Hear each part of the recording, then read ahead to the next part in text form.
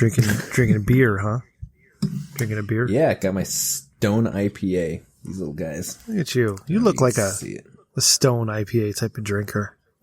Dude, they're so good. Oh, so good. I have water. I'm drinking water. Oh. I know, it's not good for the show, but I gotta wake up fucking early tomorrow, so. Yeah. I drink water. Yeah, gotta do what you gotta do. I will say, I've got a little bit of a bone to pick with you and your, what did you say about the Beastie Boys and those only songs you like? Sabotage and Intergalactic. Those are the only Beastie Boys songs that exist. Yeah, well, I finally figured it out. Hot Drummer News Babe probably broke her knee on purpose to stop doing music with you. Jesus Christ, I would do that. You know, you're a real dick. You know that? How can you not like more Beastie Boys songs? They're so good. It's, you know what? Like, if you're just like trying to be annoying and have an annoying ass party, go ahead, play your Beastie Boys. That's fine. But when you're making music, okay, and you're with a group of people making music together, Ray, I don't know if you've ever done that.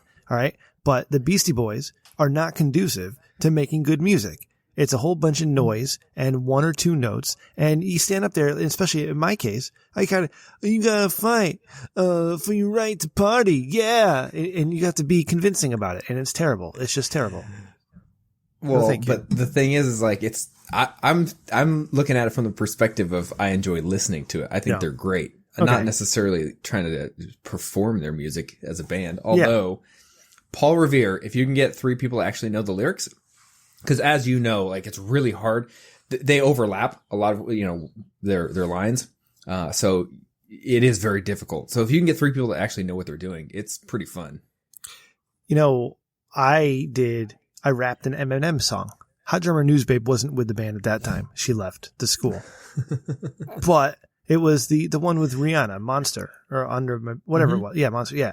And it's musical, so you can actually rap it, and it's got it doesn't sound terrible when you rap it. And I did that, and I didn't mind it. I like that. That was really challenging, too, to memorize the whole rap, and then get out there and perform it, like my abusive relationship. So... One time I got the song Crash Into Me by Dave Matthews Band stuck in my head, and it was pretty late at a karaoke night, and I was like, you know what? I'm going to sing that song. And I forgot how difficult that song is to sing. I got up there about halfway through. I was like, I quit. Yeah, you can't do that. The mic. I was like, I'm fucking done. Yeah, I was like, I'm done. This is terrible. That's way too much of a slow song for having a party. Yeah, it was awful. Crash into me. Yeah, baby. that was 1,000 times better than what I was doing. Goddamn, I can tell you that. Yeah, goddamn professional.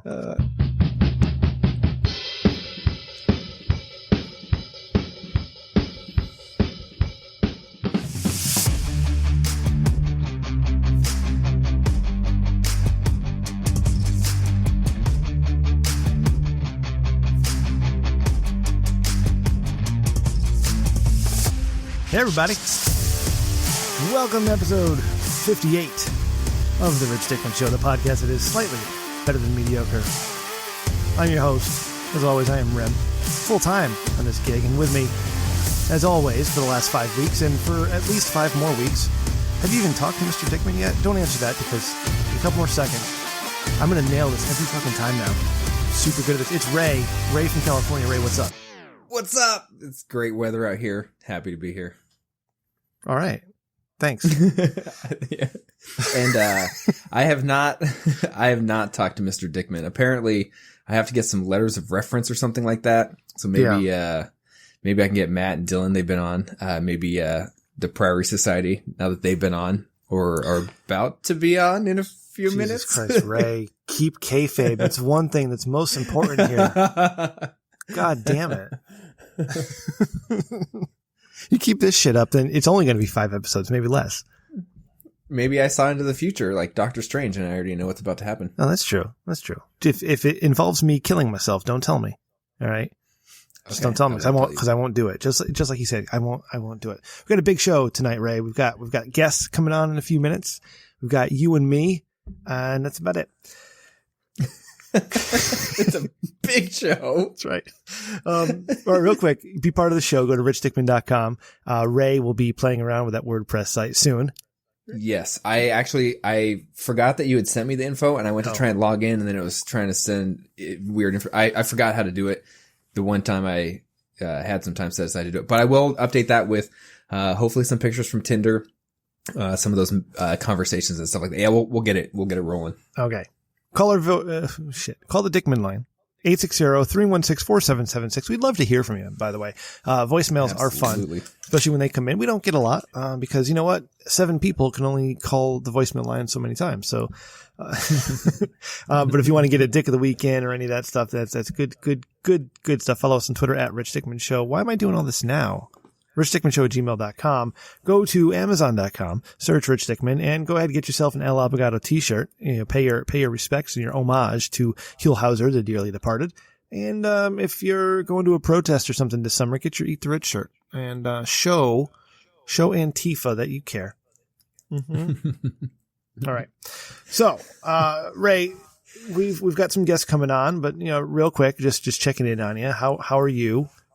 You don't have to go into the stories yet. I don't see any of the notes, but did you have to get off of Twitter for a few minutes or what? Not Twitter, Tinder. It's not that I had to. It's just that I had so much good conversation, and then I feel like I have to stay involved anytime that I'm conversing with someone. Like I have to set aside a little bit of time or be doing something where I can respond in a timely manner. Yeah. So it's hard to continue it. Like I'm not going to do it throughout a whole week. Most of these conversations I've had over 1 or 2 hours of back and forth. So I just haven't spent too much time on there. Ray, you have to detach from that stuff, right? You'll lead a happier life once you stop caring about certain things. All right. I've found my inner peace, and I've stopped caring about things like that. That's why I was able to get off that grinder so quick, even though these guys were super nice.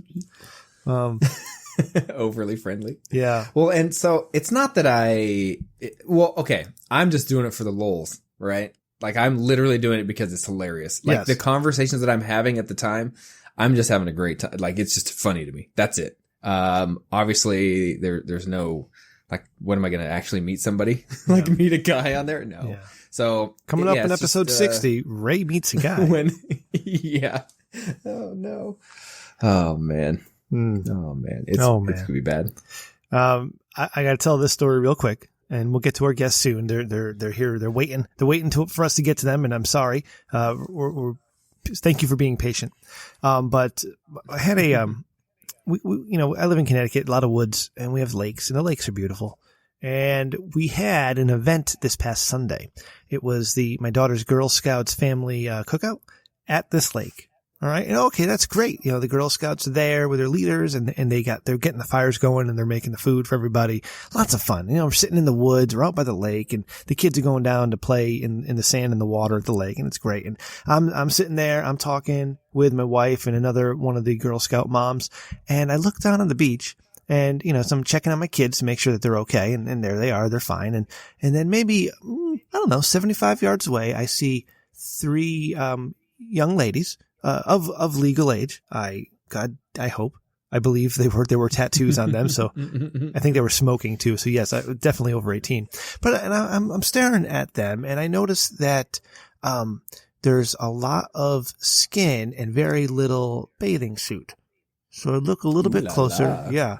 And I notice that these young ladies are there at the lake with their little tiny thong bikinis on, and they are taking pictures of each other. Like they're doing a goddamn Instagram photo shoot at the fucking lake in the middle of a Sunday afternoon.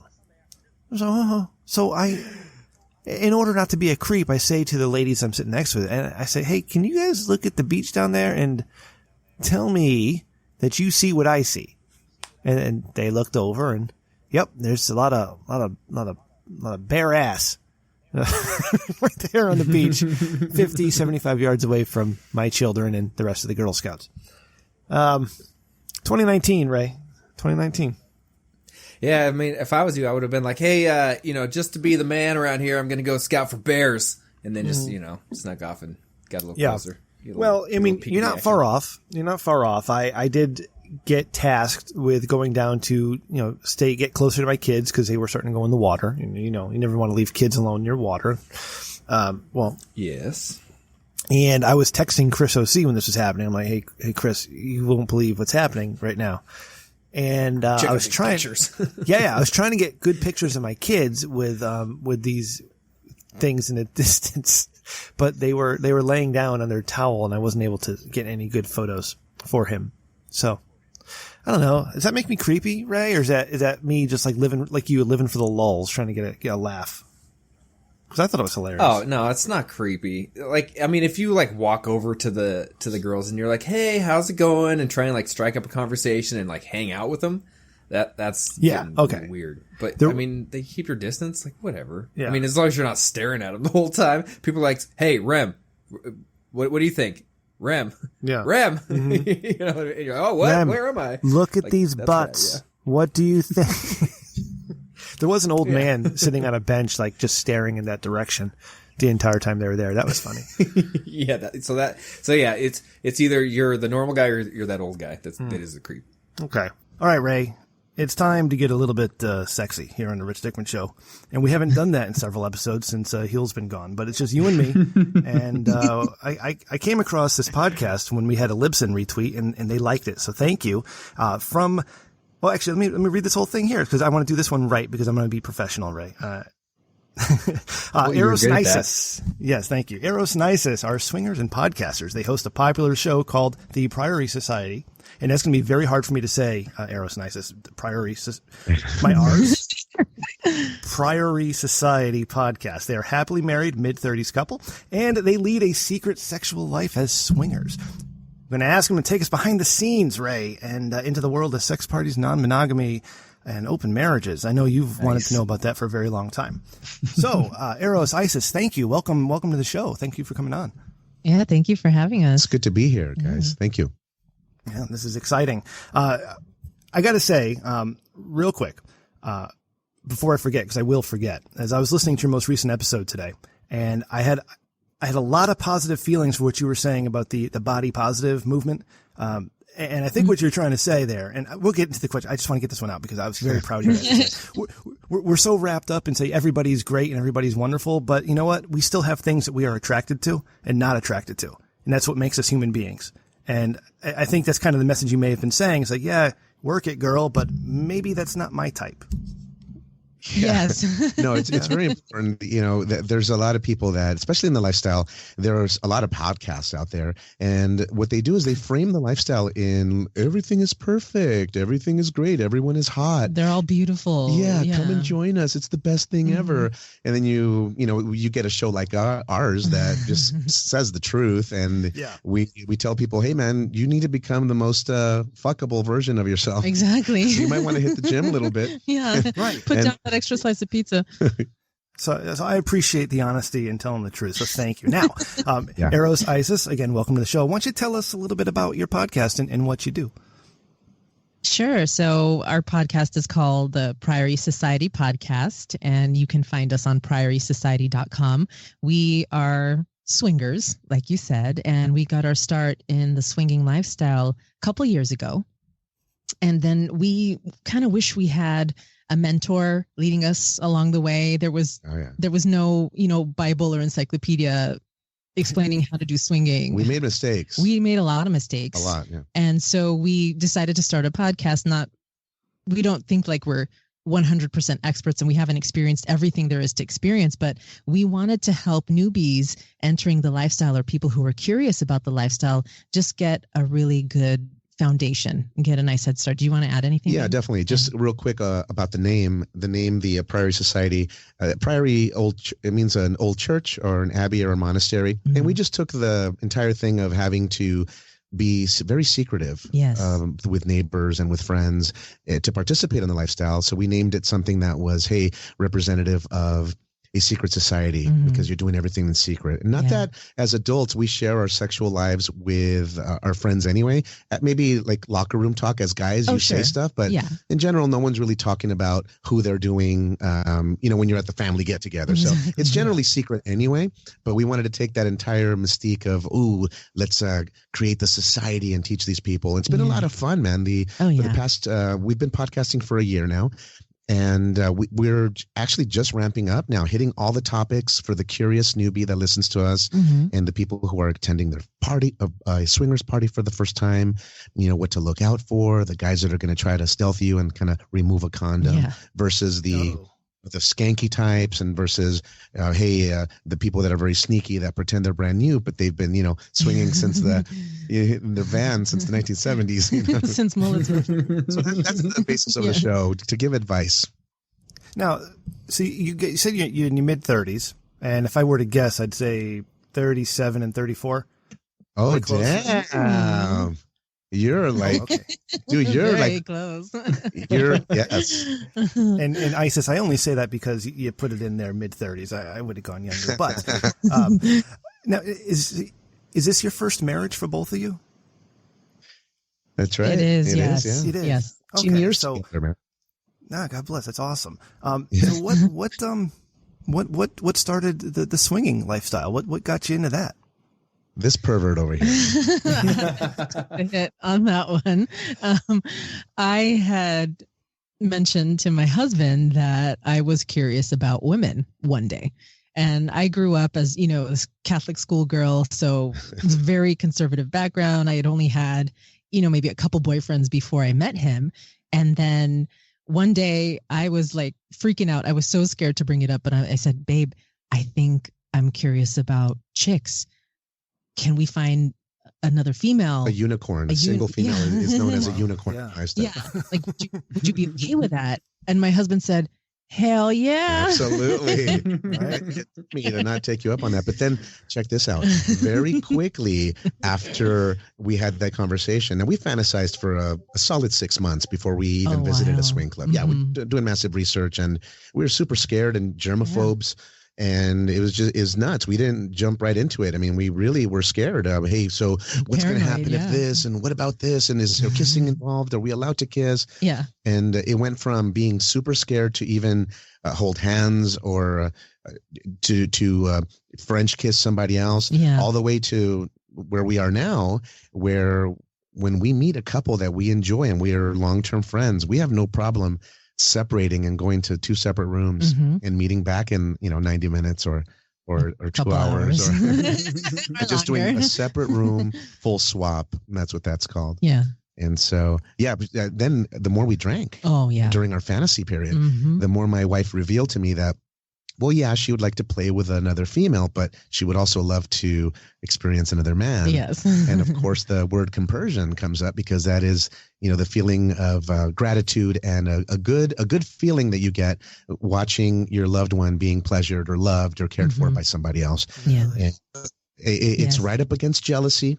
And we do feel that you have to be in a super solid relationship to feel that, hey, I would love my wife or my husband, right? Yeah, vice exactly. versa, it goes both ways. Yeah. To experience maximum pleasure. Right. And as long as I know about it, it's all about their pleasure and about their experience. Yes. And that's something that a lot of swingers and hot wife people, the guys that, hot wife meaning just a couple where the woman plays and the guy just loves to hear about it or loves to watch it. Yeah. And that's huge. There's a lot of those couples. It's all about the combination. We call it the constellation of emotions. You're being pulled in various ways, but at the end of the day, it's the best thing ever because you have what's called reconnection sex. Oh, and that's so hot. When you come back together and you claim each other again, it really it reignites every passion, right, Trudy? Oh, yeah. So when we got started, we were really taking it slow because we didn't know anything about anything, right? We didn't even know where the clubs were. So we knew that we had to have a lot of trust in each other. And as a new couple, you have to have great communication. So when we started out, we took things extra slow. But once we finally had our first experiences, just the fantasies before we did anything with any other couple were hot. Like it drove our libido way up. Oh my God. Yeah. We'd have, like sex like when we first met. Marathon sessions. Sessions for a couple hours at a time. Like your listeners should have. Yeah. I think that's a great thing that you can encourage your listeners to just think about it and fantasize about it. Quick disclaimer here, we're not here to try to convince anyone to start it. I mean, we're just here to, talk shop and answer some questions for the curious people that have submitted questions and anything else you guys need to know about or would like to know about. But we don't want to convince anyone. It's really something that you discover on your own, and you feel that it's something you want to experience as you get older, because the older you get, the less your body functions, the less you'll be able to get those massive erections, and you just become less unfuckable. Less fuckable as you get older. So it's kind of do it when you can, seize the moment. You brought up several interesting points in there, and you're such a goddamn professional, Eros. You're getting to the questions I want to ask, so thank you. But when you say you don't want to convince anybody, and I appreciate that, because we don't need people throwing their belief systems onto us. It's for us to discover on our own. However, getting the message out there that sex is healthy and sex is fun and sex is pleasurable and should be enjoyed. I mean, that's a message I think we need to spread a little bit more. Not saying to be irresponsible with it, of course, but we don't need to be all buttoned up all the time and hiding from everybody. So, yeah. Everybody lusts after other people. I mean, you have, whether you act on it or not, when you're walking down the street, you see a pretty girl or a girl, a couple holding hands walking down the street, the girl sees a hot guy. Everybody looks at the opposite sex and has fantasies or feelings like they want to, they want to get busy with that other person, right? So the problem is in denying what your real sexuality is about, your fantasies. And if you can explore your sexual fantasies with your partner with full permission, because you do it together, it's not cheating. A lot of people say, hey, is swinging cheating? But it's not, because both partners are on board, and it's about finding pleasure for each other. So it's a beautiful thing. Do you have, I know you said, full on swap in separate rooms, but are there completely separate, whereas maybe Isis, you go out with somebody else for the night and leave Eros behind, or are you always kind of together? So, excuse me, what you're referring to would be like a hall pass, where I could go out on a solo date with a male. We haven't done that, but so we've always played together, us meeting another couple and swapping at the same time. Sometimes we've done it in separate rooms, like we mentioned before, but it's always on the same night. Or same bed. Or same couch. Same van. No vans. That's a different kind of fantasy. Right. But we have gotten to the point where we think it's pretty hot, the idea of, my husband going out with another female on their own date for the night. If it's a couple that we know and that everybody's comfortable with that situation, I think it'd be really hot for my husband to go out and have a solo date with her. Let me jump in here. Some fun, yeah. Let me jump in here real fast. We would never meet a stranger from an internet classified ad. Correct. Hey, I'm a traveler coming through town. Can you come? So that never happens. Yeah. That's not what we're about. We would never do anything like that. That's not for us. There are people that might do that. Yeah. However, when we have identified a couple that we feel very comfortable with, maybe we've played a few times, yes, and we have couples like that now that we're very close friends with. We know their children, they know our kids, and it's all hidden. And nothing's out. Maybe we're at a barbecue and a little butt squeeze or a little penis squeeze behind the kitchen island will happen in a swap scenario, but it's not out there. And for those couples that we've known for several months and we've played with already, that's a no-brainer. If my lady wants to go out with one of those guys that we know very well, I know their license plate, I know where they live, they're very responsible, they are trustworthy people, they have careers, they have a lot to lose. They're a solid couple. They're long-term couple, married 10 plus 20 years sometimes. Then for me, that's hot, because at the end of the day, my lady's already played with that man before. And we just, it's one of those things that we would not do with just anybody or with strangers. You mentioned earlier the feeling of jealousy was butted right up, and I forget the word you used, but it butted right up against that other feeling. The fine line between jealousy and acceptance. Where your first time out doing, being with other people, was that jealousy line crossed, or how were you able to kind of control it? We fought. Oh, we did. We had some growing pains. Over several days. You know, I remember one of the first couples we met, we didn't actually swap with them. We had just met them for dinner and drinks, and then they ended up separating us. That was a hot dinner, though. We sat swapped, and it was the first time that we were out enjoying wine at a nice restaurant. Yeah. The other gal, just think of a Desperate Housewife Latina version. Exactly. With a short dress and the shoes. Right up my alley. Just the, just exquisite. Oh. Now, if I were a black guy, I would say, she was exquisite.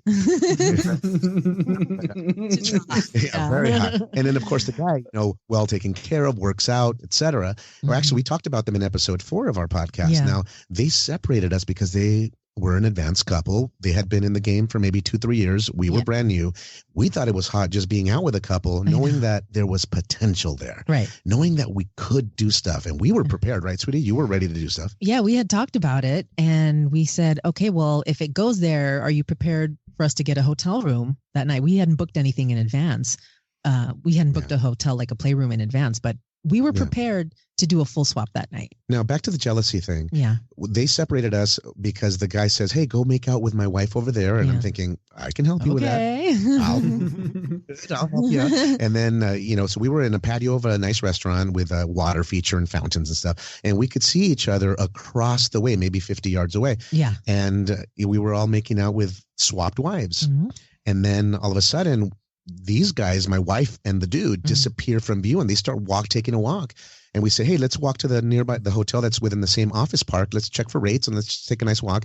Well, we were separated for maybe 45 minutes to an hour. Yeah. And within that time, we both went a little bit beyond the limits that we had set. Now, we didn't have sex or anything, but that woman had me in a corner, and she had pulled my penis out. I know. She was giving me bare lap dances. Yes. And then she was like ready to do stuff in the bushes, right? I know. And I was thinking, well, what's my wife doing? So it's a big lesson that we teach our newbies on our show. It's called Divide and Conquer, the newbie P&D. I don't know if you guys are explicit, right? Explicit. Oh yeah, go crazy. Okay. Divide and Conquer, the newbie Pussy and Dick. Right? Yes. So we language. No, just kidding. That kind of language. Come on. Yeah. Now, but so the jealousy happened when we came back together. Yeah. And we were replaying what happened. So what'd you do? Oh, he had you do this? Mm-hmm. Yeah. The guy was trying to penetrate my wife bareback. Yeah. And in the back seat of his car, too.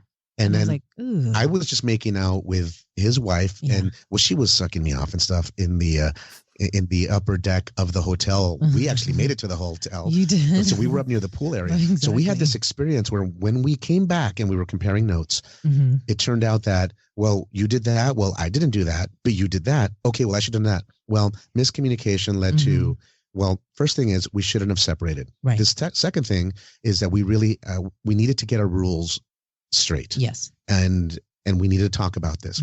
It took about a week because it was an avalanche of emotions. Oh, yeah. All of our fantasies culminated in this experience. And then we were comparing notes on our exes. Who had the nicest vagina, sweetie? This my wife would ask me. Yeah. Who had the biggest penis of your ex-boyfriends? Right. And so we had a lot of loops open, a lot of different threads open. And they got to the point to where all of those ended up creating this huge jealousy effect on me and for my wife. Yeah. And we had to get through that. And of course, we came out stronger than before. Oh, yeah. And the communication aspect has become stronger. And you'll hear from swingers / lifestylers. I mean, the term lifestyler can be a polyamorous person or a unicorn, a single guy, a swinger who swaps, people who just like to be voyeurs. So there's an entire spectrum of people within the lifestyle. And they'll tell you that they each had some kind of growing pains and revelations as they became more stable. But once that happens, and once you get through those growing pains, everything becomes magnificent and it just becomes beautiful.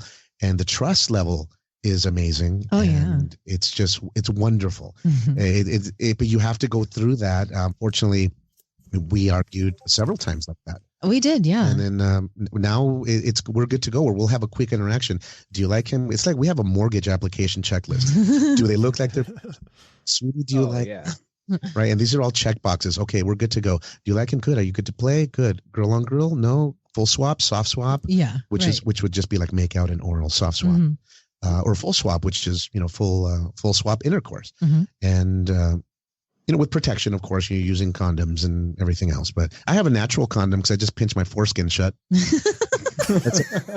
Comes with being. How do you? So wait. So your foreskin just has that much muscle, you can naturally do it because there's no way you can stick your fingers in there at the same time and just hold it. No, you got some foreskin muscles. Yeah, I pinch it shut. It's very long, so you tie a little knot and we're good to go. I did a podcast years ago where we preached communication being key to everything. So it's cool to see that even works in the lifestyle, as you say. Now, right. you mentioned rules. I'm curious. In the years you've been doing this, how many iterations of rules have you been through, and what are some of the rules currently? Okay, so we had a lot of rules in the beginning. And they're mostly gone. Before we were, we would call ourselves a full swap couple. We were, let's say, soft swap, where we would do some girl on girl interaction or making out. Yeah, the make out stuff, anything up to penetration. Right. Yeah. We weren't ready to actually do another couple. Exactly. So our rules were like, okay, well, no French kissing. Right. Okay, if you're gonna kiss, but just kiss a little bit, and don't be too passionate. Yeah, don't be too loud. If she's not making noise, don't make noise, that kind of stuff. So those rules didn't last very long. Was Eros, was he allowed to finish if it was some oral situation going on? Oh yeah. Yeah. If we were going to swap oral, I wanted him the to. big rule was. Don't let that guy come in your mouth. Exactly. Yes. Right. I don't want to kiss you after that. Or the other rule was, if you suck that guy off and if you give him head, sweetie, don't come up to me for a French kiss because I'm not going to kiss you at that moment. Exactly. Not that we're not homophobes, but I also don't want pre-cum in my mouth either from another man. Yeah. Or if the dude fucks his wife for a little bit, you weren't going to go down on her. Correct. You know what I mean? So those rules were, and you had to tread very carefully because other couples that didn't have their shit straight, they would just, sometimes the guy, for example, needs a jump start from his wife in order to get a massive erection. So he would immediately go to his wife and the wife would service him and, suck him off and do whatever. And then after that, he was ready to go with everything else. Well, that really grossed me out because I'm like, all right, well, he just penetrated her raw. Right. I'm not going to eat her out. And then, so it was a mess, man. And now it's to the point to where we love it when someone has a hot tub or if they come over to our place because our hot tub forces a rinse of the genitals. Yeah. Natural rinse. Right. Yeah. Right. Yeah. There you go. So now our rule would be, hey, everybody play safe. And for me, it would be no anal. Yeah. Well, let me get this out real quick. Yeah. Because obviously this is way sexier than just Rem and I having our normal podcast. that's the first and foremost. Second of all, it sounds like, judging by what you guys sent us before the podcast started and the planning that you guys have put into this and the preparation, you guys are very analytical in how you approach things and the communication. It doesn't surprise me that you've gone through iterations of rules and things like that, but I'm kind of curious, like how fast did that evolve? Because there's a natural evolution to everything. You start in one spot and you obviously expand upon that, but like, did it feel like things were moving really fast and you had to constantly go back to the drawing board? Yeah, that's true. Okay, so my lady, she started as a girl on girl couple, right? This is what we wanted to do, just girl on girl. That's what I brought up. Yeah. Lasted about a week. You know what? Women are beautiful, but that doesn't do it for me. Yes. And then soft swap.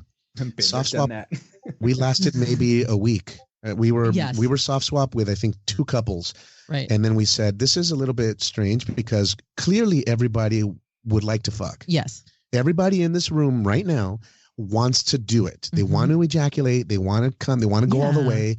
But for some reason, it's being stalled and stopped by one person or another. And it wasn't us. Right. And it was usually the man. Exactly. And we call that guy Pull the Plug Peter. Yeah. Because the girl. Triple P. Yeah. The girl would tell me in my ear, I want to do you.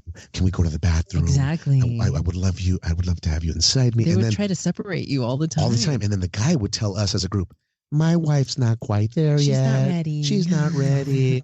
So we called that guy Pull the Plug Peter because it happened so many times. So a lot, yeah. That's why we decided, look, there is either a communication gap with them. Mm-hmm. Maybe they're not evolved enough as a couple to be okay with ultimate trust, tremendous love for each other, and wonderful compersion so that they can allow each other to experience massive and maximum pleasure. Why would you continue in the lifestyle? Why would you embark on a journey within the lifestyle and then stop short of the very act that would make it wonderful, which is a full-on sexual act with another person? And so we found out that a lot of these soft swap couples had a little bit of drama there, a little bit of issues. Someone was holding the situation back. So that's when we decided, we call it the soft swap conundrum. Right. We don't want any part of that. So we say now, full swap couple preferred, that type of thing.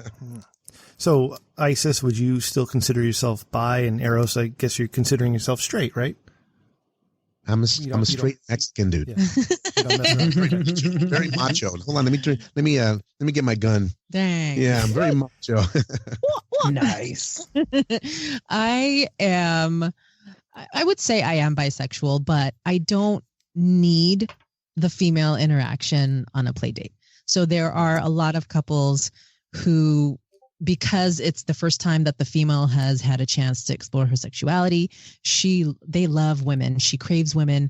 She needs some time, one-on-one time with the other female.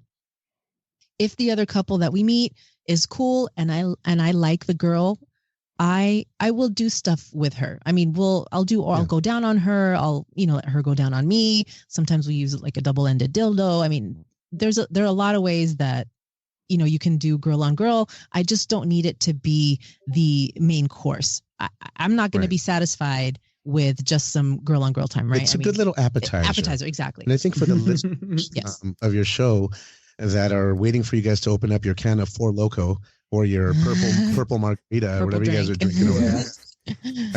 For your listeners, I think that they need to realize that just because a woman is bisexual doesn't mean that she's going to like you as a woman. You're not gonna like every girl. There's still a level of attraction that needs to be had, but in the lifestyle, we noticed that a lot of men kind of push their wives to the girl on girl because the man loves to see it. Yeah, some kind of ultimate fantasy of, what do you call that fantasy? And we have to maybe look it up on Urban Dictionary. Maybe challenge your listeners of your show to look it up. It's where the guy's sitting down, a girl is on his toes, sitting down, the vagina to toes, and then two chicks are on his hands, and then one's sitting on the penis and one's on the face. Oh, and it's a name, but the guy wants ultimate fantasy of a man to have like 5 chicks on him. Right. Okay. I have to look that one up. We'll find it. My old co-host is a Mexican man from Colorado who's an attorney, and he would know the answer to that. He has dabbled in several different types of lifestyles, yours included. So, let me ask you, if you don't mind, how do you identify? Like, I'm sure you have couples now that you're regulars with, and you might meet some people now. But when you're out, how do you know that another couple might be into swinging, into the lifestyle? Like if Ray and his wife are out in Los Angeles, how would they know? What are the signs they look for? Okay, yeah, there are a lot of ways to identify potential couple as swingers. Now, when we're out in what we call the vanilla world, like vanilla is basically when you're not doing a lifestyle event or at a lifestyle club. Just regular life. Yeah, I mean, that's dead giveaway, right? Yeah. So some people really thrive on going out and doing what they call hunting vanillas. Like they'll go to a vanilla location and try to see if they can turn somebody out, right? But that's not our thing. But when we're out and about, we're always looking around, Yeah. So you can really tell if it's a couple that's really affectionate. They can't get their hands off each other. They look like they're really in love. There are telltale things like you could wear a black ring, and we wear black rings. That's one way to identify a swinger. So you'd wear a black ring on your right hand ring finger. Mm-hmm. You don't want to wear it on any other finger than that. The middle finger would be asexual. And so on the right hand ring finger, and we have them on here. Mm-hmm. And the black ring is a universal sign. Obviously, if you wear a Priory Society T-shirt with our logo on it, that's someone else is a listener and they're freaky. Right. But my wife makes an excellent point. When you notice a couple that's very affectionate towards each other, there's something going on there. Because when you watch couples at Costco or at Walmart walking around, it's really one of those things where it's like, let's get the hell out of here. Grab your cereal, grab your 6-pack. We need to get back home to watch the show. There's not, you don't really see public displays of affection and a lot of love there. And when if we do like a couple, how about we do that? Yes. If we like a couple and we want to find out whether they're friendly, whether they're a little open, maybe open-minded. Yeah. Because remember, it's called consensual non-monogamy. There are people being non-monogamous out there, but they're cheating. And so consensual non-monogamy or ethical non-monogamy, they have permission and they're doing it together. So this is more of the definition of an open marriage where they have permission to explore and so forth. Now we don't play individually, but our open marriage is such that, we'll go fuck another couple. Right. We'll talk about fucking also, other couple. we don't have to do it simultaneously. There's some couples that are very mechanical about it. Okay, well, they're doing oral on that bed. Yeah. I better start doing oral over here. Right. Oh, look, they're doing reverse cowgirl. Honey, do a reverse cowgirl on me. Yeah, they have to play at the same pace. Yeah, we don't do that. We're like, hey, we're in the hot tub. We'll see you guys later. We'll make some quesadillas in the kitchen later. Have a good time. We'll go upstairs and then you guys come out to the hot tub. Right. And we'll see each other at 10 p.m. And it's 7 p.m. or something. But if we do like a couple, the questioning is very, very simple. First of all, if they do have a black ring or if they have pineapple print clothing, specifically an upside down pineapple, then that means trying to tell people. Now, of course, it's not 100% successful because black rings, a lot of people that do CrossFit, they'll wear a rubber black ring because they don't want to ruin it when they're doing their CrossFit. Yeah, I've had one of those actually. That's right. Yeah, you can go to REI and pick up a nice silicone band. And so what it comes down to is the questioning. And the questioning could be something as simple as like, hey, you guys lifestylers? Are you on Cassidy? Cassidy is a huge swinger dating site. Exactly. Are you guys on SDC, which is another swinger dating site? Are you guys on Cassidy? Are you on the lifestyle? What's that? Well, oh no, we just figured we do the lifestyle of RVing and then we'll switch it. We do, the lifestyle of stay-at-home parenting or whatever. And at that point we'll change it. So if there is a couple that we're attracted to, then we'll begin a dialogue. And if they like you back, they'll say, well, I think we're part of the same club. Or have you guys been to Club Joy? Or this is a swing club in LA. I'm really just enjoying listening to you guys. It's so that's awesome. While we get back going, I listened to like your latest podcast. I mean, it's really good stuff. I like the vibe coming out of the podcast. Obviously, it's nice to not necessarily have, just in general, people saying this is absolutely the best. You have to do this, and pushing an agenda on people. And it's that it, like you guys have said, you kind of have to discover it, which is, just in general throughout life, everything is that way, I believe. Yeah. We have a friend on the show. We call her Hot Drummer News Babe. And she was formerly a professional journalist and she was a drummer. So it all works. She knew she had heard that we were having you guys on. So she had a couple of questions as well, if you don't mind. But one of them was that she heard that women tend to have the ultimate say in who does what in a swinger relationship or a switch. Is that true in your experience? Yes. In our experience, women really have the power in the lifestyle. And it's actually usually the women. Yes, really. Yeah. It's the women that decide who they're going to play with, how far the play is going to go, because some couples might be a full swap couple, but they may only do soft swap stuff on the first play date or the first meeting while they're getting to know you and to trust you a little more. Yeah, they'll take it slow. Sometimes. Exactly. Yeah. So the women really have the ultimate power and they usually get things started. I mean, if you go to a typical lifestyle event, like a club or a resort or something like that, there's usually a theme night for the party, and the women, they go all out. They dress extra sexy secretary, yes, naughty schoolgirl. Before you know it, the boobies are touching on the dance floor. They set off the party. That's right. And we call it the women have a goddess to goddess interaction. Yeah, because we look at it as men, yes. It is all about our goddess. And we look at each other that way, and we elevate each other and edify each other. Yeah. and they really do decide what happens. And typically if like both women give the thumbs up, then you're set to have a good time that The night. guys are generally ready to go anywhere. They'll follow, yeah. Just tell me where I need to insert my penis. Well, yeah. So I was going to ask: is the woman the one that decides because the man's just gung ho for everything? So obviously the woman has to set the boundaries, or is it because, or is it something else? Yeah, no, it is the women. And check this out. Generally, when we're talking about making transitions from a conversation to playtime, it means that you are already in a conversation with a couple because there's a certain level of attraction. Mm-hmm. This is never with just strangers. I mean, you don't go up to someone in a club and say, hey guys, would you like to join us in the back? It doesn't go down that way. It's usually you have a drink together, you chit chat, you find some common ground. You might dance together a little bit. Yeah. Little rapport going on, and a little conversation. And then you decide at that point, because at the end of the day, my lady could be attracted to a man, but when he opens his mouth, the timer starts going where he's just talking himself out of any play. Right. Because sometimes guys can be idiots, right? And I'm one of them. It's in our genes, man. Yeah. It's in our jorts.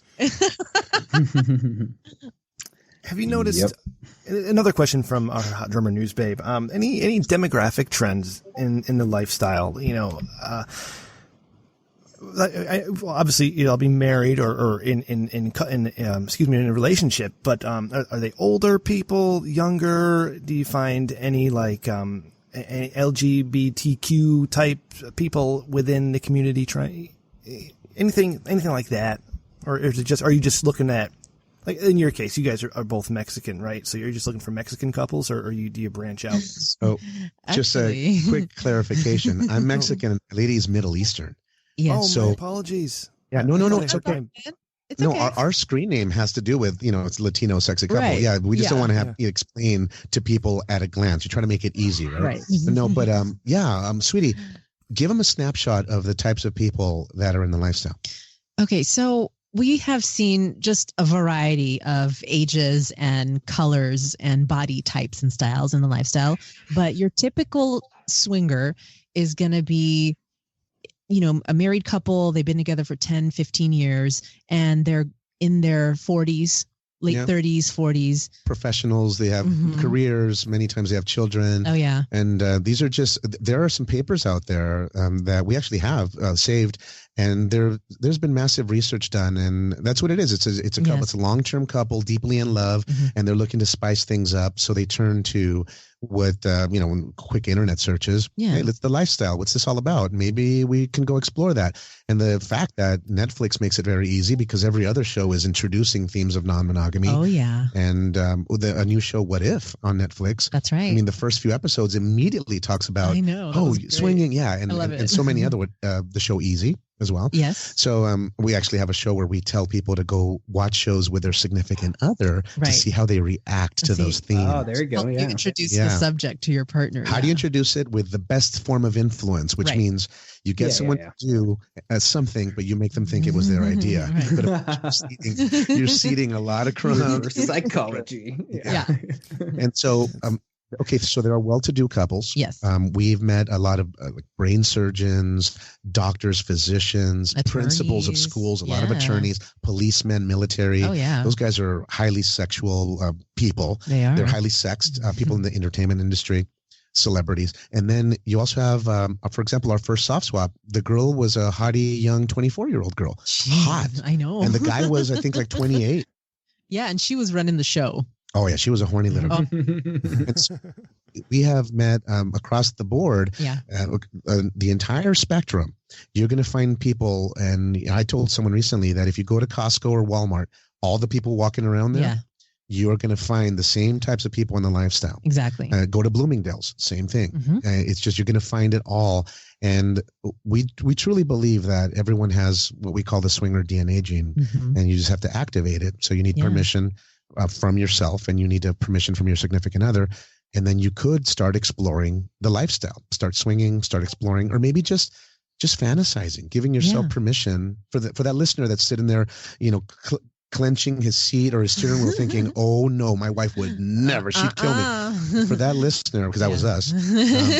And by the way, we're super church people, by the way. I mean, we know every song from Hillsong, Jesus Culture. I mean, we used to sit in one of these seeker-friendly churches with the rock bands, holding hands, crying, because we were listening to the gospel and we're singing beautiful songs. But every time. And then afterwards, we'd look for couples at the church. We would do Bible studies, and my lady would open wine at the house. And she'd invite all the women for a women's group, and I'd be watching them through the surveillance cam. And I'd be thumbing my penis. Creep it, perving. Yeah. And so this was us, guys. So you go to churches, you got these big mega churches, a lot of swingers there, man. A lot of wholesome couples that, they're ready. They let loose. They let loose. Mm-hmm. Yeah. Looking to turn down the lights. This is amazing. I'm learning so much, so thank you. On your last episode, you're talking about it's part 2 of setting up a great place. You're setting up your room for a date. Yes, swingers room. Yes, and you mentioned something that I never really thought of. Is like not just clean it up, and not just clean the bathroom, but you mentioned there are people because you're mentioning that means there are people who don't clean their room. They don't clean the bathroom up. That's right. And it just blows my mind that as adults we have to be reminded to clean their shit up when we're having guests over. But I digress. So don't get me that started. being said, what are some maybe one example of like a bad date? You walked in and you immediately thought, you know what, this might not be a great idea. Not what I signed up for. Well, I mean, we had kind of touched on it earlier in this episode where the first couple that we met for dinner and drinks where we thought they would have really good potential, they separated us, and then we ended up fighting over that. We had an argument that lasted several days. Yeah. And then we pulled through that, but it wasn't all, rainbows after that either. We had the first couple that we did a soft swap with. And that guy ended up in tears. Yes. We talk about it in episode 13, 14, and 15. Yes. We met this couple for 7 dates. We'd smoke cigars together. And then because the ladies were both on Shark Week, they were down for maintenance, right? The ladies. So we figured, hey, we want to see this couple. So we said, hey, let's meet for cigars and some whiskey. And so we met several times, and then we did our soft swap with them. And then at the end, when we call it our full swap gone wrong on episode 14, on episode 15 rather. Yeah. So 13, 14, 15. And it's we made a lot of mistakes, and we actually we chronicle it. I mean, we talk about all the mistakes we made, and we hope that our mistakes would help another couple out there that maybe wants to shorten the learning curve as they listen in, or maybe just live vicariously. Maybe they're not ready for it, but they just want to implement some fantasy into their own relations with their significant other, and they can just talk about it. They never have to do anything. But I'll give you one horror story. Remember this, sweetie? Calabasas, California. We met a couple. Oh my God! Yes. We met a couple for drinks. Ugh. We ended up getting a room. The girl looked pretty good. The guy looked passable, right? Was fine. I was like, okay, let's go. With enough, my lady had like 3 old fashions. So after about 3 old fashions, the guy was doable. Like, we're already here. So here we are at the Hilton Garden Inn in Calabasas, and we're ready to play. All right, the girls start doing a little girl on girl. Yeah, she wanted some girl. We start getting undressed, and nothing awkward about it. Hey, it's like when you have a seasoned couple that's ready to play. It's kind of the thing that you kick off your shoes right away, and you start taking off some clothes. And we'll start with our famous club sandwich, which is a dance move. The girls in the middle, guys behind, swapped wives, and just kind of moving, dancing, and just an opportunity to touch and kind of asking permission to. Quote unquote invade their personal space. Right. And we do it with a dance. So it's an easy way to kind of break the ice. And of course, you heard our episodes on creating the sensual sanctuary. And that includes, mood lighting and, nice music. So the vibe is there. So here we are. Everything's ready to go. I end up on a bed with the other wife. Yes. And my lady ends up with the dude over there. We're all doing stuff, making out, no rush. We had the room for the whole night. They didn't have to be back. They had an overnight, I think, family member was taking care of their kids. Exactly. And same here. Yeah. And things are growing well.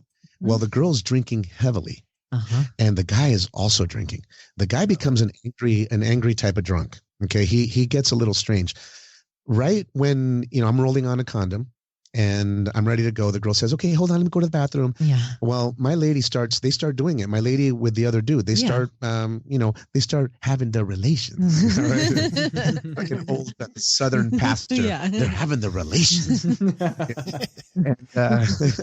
no, because we're going to, our next episode is called Libations for the Relations. So it's all nice. Ultimate bar. Yeah. But so that's in my head right now, Libations for the Relations. Anyway, the girl doesn't come back, and I'm wondering what's going on. My lady is getting railed in the bathroom. Yeah. And I'm sitting there waiting for the wife because I'm ready. And I'm waiting for her too. Right. I noticed she wasn't there. My lady hops off and she gets up and goes to look for the girl. We find her in the bathroom, vomit all over the place. She out. I didn't even have a chance to taste the warmth. So talk about lopsided play, right? Right. My lady's already getting some action, which is no big deal. Who cares? And at the end of the day, it's not like we're trying to match each other perfectly, right? We don't need to do that. It was still is destined to be a great evening. Yeah. So the woman is passed out, vomit everywhere. We had rented the room, so that was our room, and they were going to leave. And yeah. So, and you have this chunky vomit. Who knows what she ate? How many corn dogs or Costco hot dogs she ate? It was terrible. So, totally, a not sexy scene. Right. Okay, it was bad. Well, the man says, "I think my wife needs to rest, but is it okay if I finish with your wife?" Oh no! Oh no! At that point, my lady says, "Let me take care of your wife." Yeah. Got her up, cleaned her up. Hey, honey, here's a towel. You shower. Let's clean this mess up. And you made the girl clean it. I did. And we tell him to get the fuck out. And I gave her clothes. Oh, I said, here, go ahead and get dressed, honey. Yeah. I think you need to be at home. Go get hydrated, get some Gatorade at the gas station. And we basically ushered them out of the room. Yeah. And luckily we had paid with Hilton Honors points. Right. So it's not like it was a big deal. Yeah. But that was very awkward. One horror date. Yeah. We actually have not talked about that on our podcast yet. We haven't. But we will. Exclusive. We'll do a full play-by-play on it. News. Yeah, that was a terrible time. I don't know if that's ever happened to you guys. Pretty frequently, but I didn't want to step on you guys. Well, that's because if you frequent those truck stops where you go, they have showers there, so who knows what happens in those back rooms. Yep, truck stops and tons of those McDonald's. They're all over the freeway. Yeah. Oh, even better. Well, you get free Wi-Fi, so right. Exactly. You're broadcasting to your Vimeo. Eros, you're going to name our episode Facebook Live. Thank you. I'm writing all these downs. All these downs. All right. So as we're wrapping up here, now we're recording this a little bit early because you're going to Vegas tomorrow. What's going on in Vegas? Oh, there is a big party happening in Vegas. It's swingers party. Yes, it's called a hotel takeover. So there's a party promoter that will buy out a hotel, and everybody going to the party is in the lifestyle. Some people don't play. Some people, yeah. And these happen all over the nation, all over the world, actually. Yes. So it's going to be starting Thursday night, and it'll go through Sunday morning, and there'll be pool parties during the day, theme parties at night in the ballroom, just like one big love fest. I mean, right. Yeah. No public. It's a Hilton. Yes. It's a Hilton Lake Las Vegas. So nothing going out in the public. Okay. So the pool parties, it's very small, micro keenies, very, maybe some pasties, some corporate property. Yeah. But remember, everyone that's there in attendance is in the lifestyle, whether they're voyeurs, they love the atmosphere, they love the music, they love EDM dancing, they love cosplay, they love to dress up. Mm-hmm. Maybe they don't play, maybe they do, but everyone has a hotel room there. Mm-hmm. So there'll be some naughty stuff going on in the rooms, and we're going to set up a good sensual sanctuary. Oh, yeah. Now, is there like a cheat sheet for so obviously, like you said, there's obviously very many different styles, it's like things that people are looking for. Is there like a cheat sheet where you can kind of say, hey, I'm looking for this and kind of hone in on those people? Yes. And it happens very quickly with a series of questions. Sweetie, tell them you ask questions. Okay. It's a series of questions. Right. Well, look, you guys know the big hook that they use in pools. If someone's drowning, you have a hook and you can save them that way. Uh-huh. I'm going to have one of those in our room. And anyone that's passing that I find hot is going to be yanked in there. Right? Exactly. No, but so the first thing is this particular event will have nearly 1,000 people there. Yeah. Okay, so there'll be a lot of couples. Yeah. And this promoter attracts some very nice couples, they work out and stuff, and they're conscious of their figure. Mm-hmm. And so the way it works is that when you find someone that you would consider for further involvement at the pool or at the night party, or during, maybe you're walking in the hallway and you're peacocking, right? So one of the ways we peacock is in our balcony. We're actually putting up a piñata, and a little piñata donkey, and just to get people to stop and converse with us. So we'll have a party bulb going, a little disco bulb, and the conversation flows something like this: "Hey guys, where are you from? Okay, cool. How are you? Oh, how long you guys been together?" So we find out a little bit about them. And then immediately my wife hits them with the critical question. So it goes something like this. Go ahead, sweetie. So I'll ask them, so do you guys fuck other people? Yeah. Because simple as that. If they're just voyeurs, they're going to say, "Oh no, never, never, never. Oh, heaven forbid. We're just here to dance." And so, but if my lady says to them, ask them, "Do you guys fuck other people?" And you get something like, "Well, it depends if we like them." That's a favorable response. "Oh, well, then come on in. We have a nice bar set up in here." Right. And then so it's a series of questions, and it doesn't have to be drawn out. There are couples that are brand new that love to draw things out. Right. "Oh, well, maybe we can have dinner tonight. And then tomorrow we can hang by the pool. And then by day 3, we can have a conversation about maybe doing a little girl on girl." Well, that couple we're going to put at the end. Everyone's setting at these parties. You prioritize. Yeah. And you prioritize, but you spell it like the Priory Society. Prioritize, right? Yeah. So they're going to go to the bottom of our list. Now, if there's a hot couple that says, "Hey, we know you. You've liked some of our pictures on the website. Right. Oh, good to meet you guys. What are you guys doing later? Do you guys feel like playing tonight? Oh, you're so sexy. Yes. Oh, come on in here. Oh, let's meet tonight." And then all of a sudden that couple that we find hot, that's attractive, that's agreeable, that has attraction towards us, because again, you are making a 4-way connection. Sure. That couple is going to go to the top of the list. Yeah. And now we know where to focus our efforts over a 3-day event. It's going to be fun. I love you guys. I think you guys are amazing. I have to start. I have to start wrapping this one up. So I have one more question I'm going to ask where we can find your podcast. But man, after Vegas, after you guys settle down, I'd love to have you guys back on and talk some more, because this is it's all fascinating to me. Yeah. Can I ask one question real quick? Which would be, now, is this event in Vegas, is that like a certain time every year? Yes, it's called Dirty Vegas. Yeah. Okay. Because I just went to a cheerleading event with my kids, which is fairly boring. Yeah. And that was like a couple weeks ago. So maybe if I can convince them to somehow align these, I can sneak off. Okay. Change the contest dates for a cheerleading competition. All right. We got it. Okay.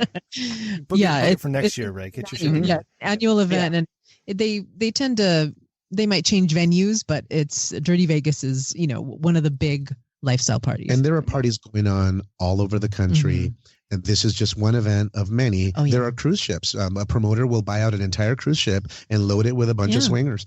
And there's resorts in Mexico, resorts in all over the world, actually. So depending on the level of interest, we would invite the people listening in, if they're interested and they'd like to explore, their fantasies, and they'd like to learn maybe some step-by-step processes that we teach. You go over to PriorySociety.com, and at the very top of the page, you're going to find buttons to Apple Podcasts, Stitcher, and to Google Podcasts, and you name it. I mean, from Spotify to iHeartRadio, pretty much everywhere where you guys are found, where you guys are listed. Yeah. They're going to be able to find us. Just run a quick search for the Priory Society podcast. And it's going to be a pleasure to, if they have questions, happy to help them out, give them a little direction. Sometimes some people just need someone to point them in the right direction, and then just kind of kick them in the ass for them to at least find a direction. Right. We know people are looking. We know people are curious. We know people are perverted. And we just wanted to help people out so they're not bumping into stuff and making rookie mistakes unnecessarily. Right. So, and then we're on Instagram and Twitter. Our username or profile name there is Priory Society. So you want to see our pictures. Yeah. So next year at this gathering, you're probably going to meet a man named Huell Hauser, attorney at law. I think he'll be there. But okay, my final question, and it seems as though this has been a net positive in your relationship, just judging by the way you two interact and talk and the smiles on your faces. I'm more interested in, and you don't have to answer this. You can tell, "Hey, Rem, go fuck off. We're not answering that question." But your personal sex life outside of swinging, you mentioned early in the interview that you had the reconnecting sex after you have a hookup. You're not waiting just till after the hookup to get with each other? Like, you have a normal, regular, healthy sex life, or has it kind of been, you need the extra excitement now? Oh, we have a very healthy sex life. The thing about hooking up with another couple, it just fuels different fantasies when we come together after that. And we don't go out and play every day or every weekend even. So I was going to mention that because that part of the question is, do we go for experiences instead of experiencing each other? Right. And because we don't play that often, maybe once a month, maybe twice a month with go-to couples, we're not actively searching for brand new couples all the time. Generally, we like the friends with benefits where we can have a nice flirty date, go watch a musical theater production, and then go fuck. Yeah. Or go have some nice wine, and then go maybe sit swapped at the movies, go out to dinners, champagne and all that, and sit swapped, really trip out the servers and the staff because they look totally different. Our rings don't match and everything. But so we have a secret that we have a concierge doctor. And we went in they draw blood. And for us, they drew like 8 little vials to check our liver function and all of our functions of our body and vitamin deficiencies and all that good stuff. And he's a celebrity doctor in Santa Monica that basically does anti-aging protocols. And, he'll issue testosterone to bodybuilders, things like that. And he does stem cell therapy. He's a full-on badass. And, he drove our libido way up. Yes. So and our libido is really high. It's like the body started working like little horny youngsters, right? Oh, we tell them, hey, like doc, turn us into swingers. Yeah.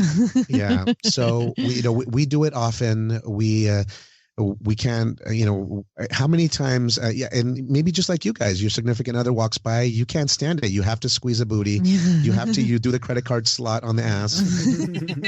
We're always doing that. I go for your balls all the time. I mean, all the time. We can't walk by each other without doing something like that.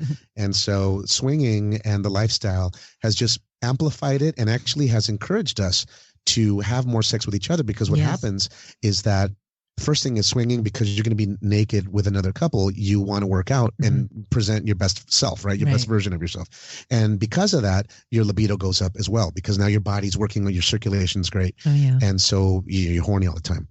So that's our outlet. We do it and we have these marathon sessions, but sometimes just like maybe the average listener out there, we have a quick 7-minute session sometimes, and it's a wonderful sports session. Oh yeah. Yes. To answer your question, it has increased our libido significantly, and we do it often. And when we come back together after being with a couple, we end up using our session as a play-by-play. Okay, tell me exactly what she did, honey. This is what my lady asked me. Yes. How did she move? Did she grind on you? Like, grind on. Let me show you how she did it. Yeah. And then so we're always doing a little narration. A little replay. Tell me exactly how he did it, sweetie. How did she ride you? How did he go? Yeah, I'll say I think the mental aspect, which was basically what you're describing, is way underrated. Underrated. Oh, it's huge. Sometimes it's more powerful. And I tell newbies all the time, if listening to our podcast helps you intensify your sexual life because of the fantasies, then we feel that we've done a good job. Right. And you have done a good job with your significant other, because there will be a fire that has been lit underneath you, and you never have to do anything. You never have to go live. But because the fantasy is there, you have done a good job with each other, and the love intensifies. Yeah, that's great. Wow. Fantastic. Eros, you're a very beautiful man. Isis, you're a very beautiful woman. Yes. Very lucky to have each other. Thank you so much for coming on. I'm going to have all your contact information, the website, email, Twitter, all that in our show notes and on our website. And you just gave them out a couple minutes ago, but if you want to just run through them real quick, go ahead. Sure. Our website is priorysociety.com. You can send us an email to info@priorysociety.com. And we are on Instagram and Twitter as Priory Society. And we're very approachable. Oh, yeah. Feel free to reach out, and we're happy to converse with anybody. Oh, and, sure. Yeah. So as evidenced by this show. Thank you. Yeah. When can we expect the next episode? We are recording that one right now, as soon as we are done with you guys. Yeah. And it'll be produced within the next day and a half. And so maybe give us 48 hours. Yeah. That'll be part 3 of the Sensual Sanctuary, where we talk about our bar. And then we also fill in the gaps on the episode 31 and 32. Exactly. Yeah. Kind of square it all up and yeah. clarify some things. Mm-hmm. I mean, we got really passionate in portions of those episodes. So. Yeah, Ray had said you had to re-record some parts of it. So do you want to shit talk a podcast real quick? Because I like shit talk. Yeah, Rem loves that. Yeah. There was some drama. We had some growing pains in the lifestyle and in podcast land. Exactly. And probably maybe not too different than you guys. If you've ever had, I think with the podcasts. Have you guys had any podcast drama where you had another show where you just talk shit to each other all the time? That's all in Rem's business. Yeah. Yeah. No, I mean, us in the Not for Human Consumption podcast, we're all buds. We like talking shit. But, I had podcast feud. I lost my old show and had drama with it was fantastic. Good times, man. Good times. Oh, yeah. So we had drunk on Twitch and watched our last episode and shit talked everybody and realized, oh no, I should probably delete that video. So, Yeah. After it went out and it's been downloaded. Right? Yeah. Yep. Exactly. Yep. yeah. Oh, man. But thank you so much, Eros and Isis, for coming on. This was wonderful. I'm so glad that you allowed us the video. We won't show anybody, but what kind of whiskey is that? Okay, sweetie. What do we have here? I poured Screwball whiskey. It's a peanut butter whiskey. That's what I'm drinking right now. But we also have some Maker's Mark and some Old Granddad. Yeah, Old Granddad is underrated, man. I know. I love this stuff. It's Kentucky good. Straight Bourbon Whiskey, Old Granddad. Yeah. It's very cheap. You guys are so awesome. Oh no, I we're like whiskey too, Ray. Yeah. Yeah. Oh, this is the everyday stuff that we just hammer while we're recording podcasts. Yeah. But, we love good stuff and cheap stuff. Oh, yeah. We don't discriminate. No. Well, but you can find like good cheap stuff. I mean, not like really good, but like passable. Like you can enjoy it. Evan Williams. I told you about Evan Williams. Dude, I got wonderful. Absolutely. All right. Right? Oh, man. Great stuff. Good hanging out with again, you guys. Oh, It was fun. I interrupted you. Go ahead. Did you say something? No, real pleasure hanging out. Oh, there, Evan There's Williams. a bottle. He just flashed the bottle. Let us know. Say the word, and we're happy to give you a debrief on what happened to us at Dirty Vegas and what went on. Did couples flirt a lot? These events are very unpredictable. Yeah. Some couples, just really depends on the crowd, and some people will say we're a go with the flow couple, and unfortunately, the squeaky wheel never gets the grease. So, or a squeaky wheel gets the grease, but if you don't make yourself available and put yourself out there, then other couples they'll just ignore you. Yeah. So we put ourselves out there. We do. And we teach our listeners to do the same so they can become more effective in nabbing the sexies that are out there. So, yeah. And we've just really scratched the surface. So we'd be happy to come back on and answer some more questions. Yeah. A lot of fun. Yeah. For scratching the surface, it's been so sexy that when you said that you'd give us the debrief, I could have sworn you gave a wink when you said that. Oh yeah, because we sometimes we've done reviews of parties, but we don't go into specifics of what kind of play we had. Right, and we'll do that with you. Oh, absolutely. Yeah. Oh, nice. Yeah. And you don't have to worry about us. We have 7.5 listeners, and we haven't grown at all, so we don't have an audience. So you can talk 5.5 for me. Real names, everything would be great. No, I'm just kidding. Yes.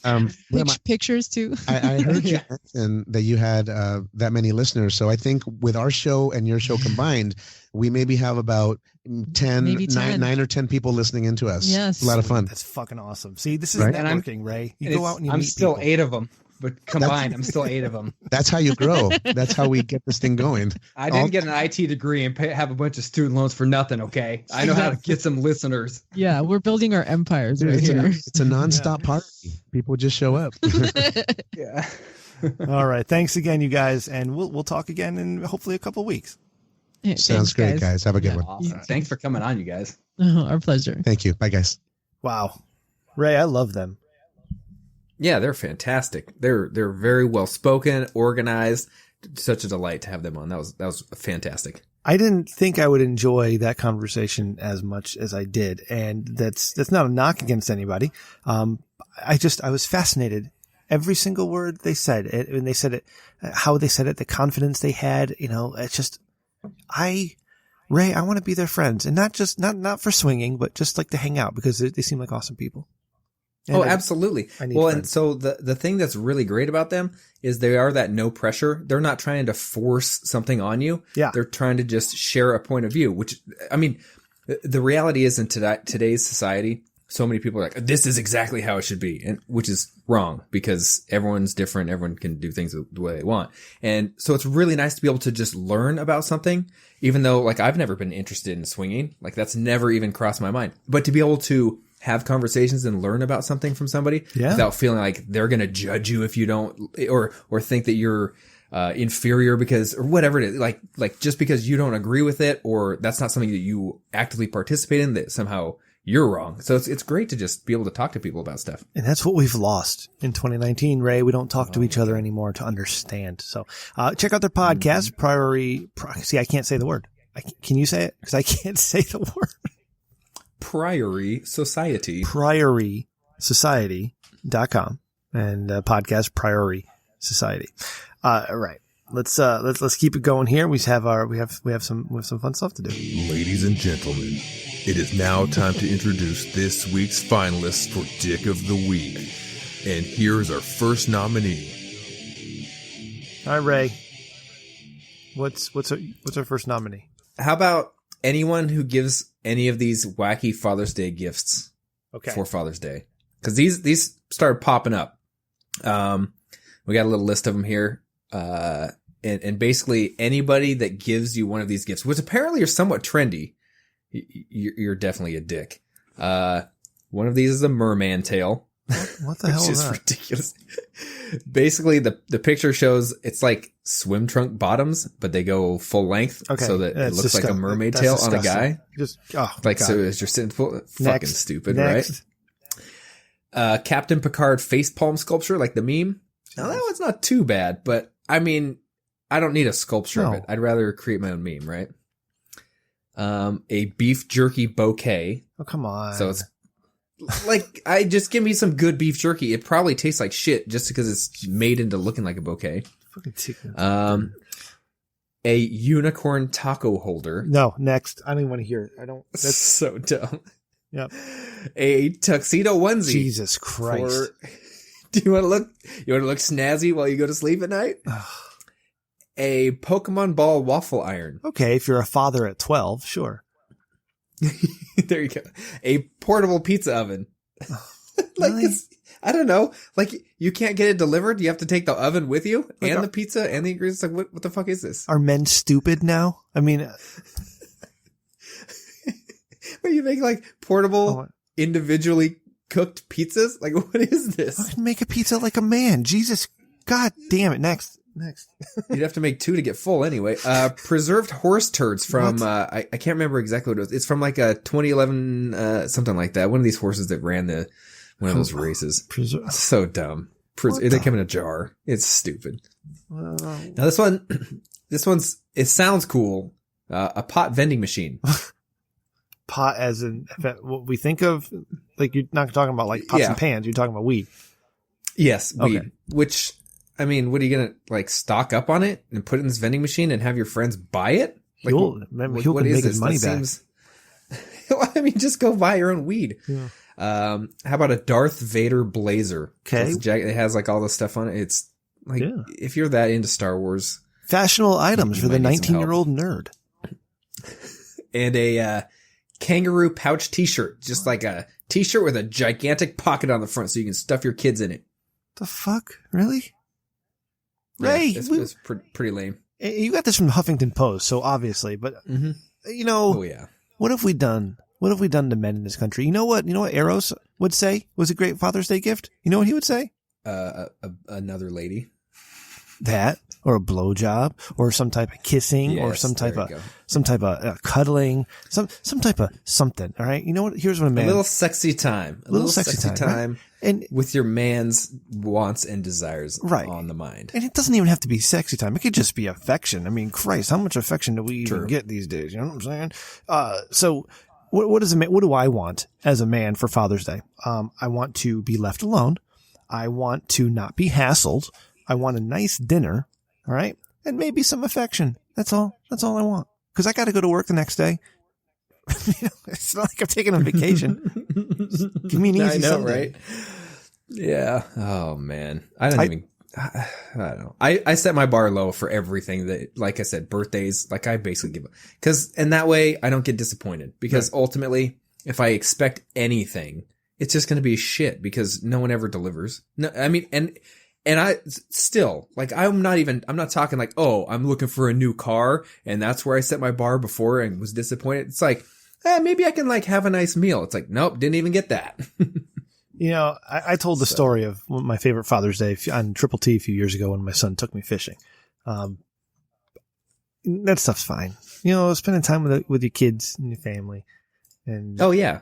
I don't need to look like a fucking merman when I'm going swimming. No. You know? It's not about the things. The reality is a guy wants, not tangible things, but to spend the day how he wants, whether that's just hanging out with the family, being left alone for once, because maybe he's just constantly being bombarded with stuff and having to take care of just whatever it is. They just want to do what they want to do on that day. That's it. That's all. It's super simple. And no matter what narrative fake news is pushing. Yeah, I said it, HDMB. Men aren't idiots. Okay. We're all cool. Women are cool. Men are cool. We're all fucking cool. We're not stupid because we're men. All right. Well, cool people are cool. Yeah. And stupid people are stupid. But yeah, exactly. All right. Okay. Next. I'm going to play this. Hello to the Rich Dickman Show. This is Vincent here, calling in the Dick of the Week. This week, we have a guy who we'll call Alcohol Man. I went shopping at the local supermarket, and while I was there, this guy comes in carrying a duffel bag. And it was obviously, shitty he couldn't superhero. be any more suspicious than that. So anyway, the guy takes the duffel bag, goes to the alcohol aisle, and starts filling up the duffel bag with alcohol. The security sees this, and the checkout ladies see this as well. And the guy comes up to the checkout counter and just blasts through the counter and through the doorway and runs through, with this bag of alcohol. But since he stuffed this bag full of alcohol, he can't go very fast. So he winds up dropping the bag of alcohol and jumping in this car and speeding off. I tell you, there's not much more to say than an idiot like that. So that's this week's Dick of the Week, everybody. Keep up the good work, guys, and take care. Svensson, you should have hit him with a rock. Yeah, I'm kind of surprised you didn't take a little more action, Svensson, and track that guy down. Yeah. I mean, you had was it the Dollar Tree story where you, defended the 70-year-old lady. I'm surprised you didn't maybe, bust that guy down. I know. Take him down. You hit him with a rock, you knock his ass out, you return the liquor, right? And then here's what you do while he's passed out. You go into the bathroom, and you take a big old shit and you throw it all over the walls. And then you throw the guy you just knocked out into the bathroom. So when he comes to, he's in the bathroom full of shit. And maybe it's a reflection of where he is in life. I have a vendetta against one restaurant where I've actually thought about just taking shit in there and throwing it on the walls. Right, that's gross. So much. What the fuck is wrong with you? That's disgusting. Just because. But maybe if I was able to, that's my excuse. I'll just have to catch someone stealing some stuff from a store, and then that'll be my excuse to do it, and it'll be justified. Yeah, absolutely. We need more people taking the law into their own hands. All right. You got a letter. Thanks for the voicemail, Svensson. Oh, that's awesome. It's good to have you back, Sven. Yes. You won't be the Dick of the Week this week. You got a letter of complaint from your work, Ray? Yeah, I don't know. Do you want me to read the whole thing? You saw that one, where the person resigned. Read the best part of it. All right. So I'll give you the quick gist of it. The person quit, over Memorial Weekend on, the Friday before, left right on time, clocked out right on time, right? Mm-hmm. Came in Monday, Memorial Day, came in Tuesday. This is just a letter of resignation there, which basically states that they felt underappreciated, that the company wasn't doing enough for them, essentially, that they were given many tasks, that somebody else was hired to do a similar job, but that this person that had just been hired was being compensated almost as fairly as this person, and that this person was basically not getting compensated well enough, or the company's not doing enough for them. And at the very end of their letter, they say, I quote, "This was a very hard decision to make, as I did establish a few great relationships with coworkers and clients. I hope my resignation provides a lesson to the company." Which, of course, yes, that's exactly what it did. We all sat there, we had a team meeting and said, "Oh man, how can we never let this happen again?" Because holy smokes, all of a sudden the whole company's going to collapse without this one person. Yeah. So anyway, that I thought that was kind of a interesting. It's just interesting. You'll get together and discover how valuable. not to hire people like that. Oh, absolutely. No. Yeah. So what's really funny is then I started seeing the work that they were doing, and like after they left, I was really digging into stuff. One, they wrote that letter of resignation on company time. So kudos to them. And two, the last thing that they did on Friday that was supposed to, I was like, hey, can you try and finish this up and then save this on the server, and then I'll try and finish it over the weekend or next week, whatever. Yeah, they completely messed it up. It was completely wrong. Like absolutely none of it was right. So I had to redo that. And basically the person can't do math worth shit, like at all, like literally like nothing. So, the more I look at what they were doing, it's kind of like a joke in my mind now. Like, yeah, they were god awful. I would like to nominate one of my own. I'm just thinking of it now. I was at my daughter's field day for her elementary school this past Friday, and it's my last one there because she's going to a different school. And I run a station, whatever the event is. And this one, it was noodle hockey. You know, those pool noodles, and they had to hit beach balls with them, right? And, oh, nice. Yeah, and the kids have fun. But there's this guy who was assigned to my station to assist as well. And his name is Lamar. And Lamar is, maybe he's like 43. He's a gym bro. He works for an engineering company out in Boulder, Colorado, but he does it from home. And he's a complete asshole. He's everything that people hate about white people. All right.